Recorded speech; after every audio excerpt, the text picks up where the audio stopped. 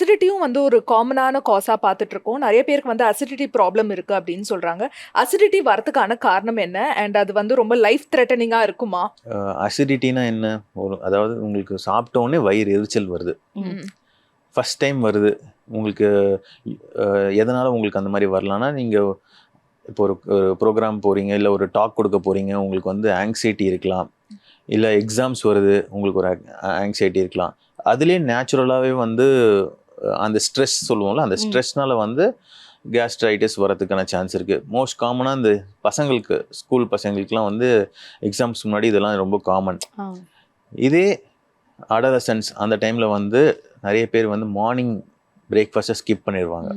அதுதான் main reason. So over night வந்து இந்த ஆசிட் வந்து பித்தப்பையில் பித்தம் ஸ்டோர் ஆகுது. காலையில் எழுந்துச்சு நீங்கள் சாப்பிடல, அந்த பித்தம் வந்து வயிற்றுக்கு வருதுன்னா அது வயிறை போயிட்டு அரிக்க தான் செய்யும். அதோட சேர்த்து ஆசிட் சேர்ந்துச்சுன்னா அரிக்க தான் செய்யும்.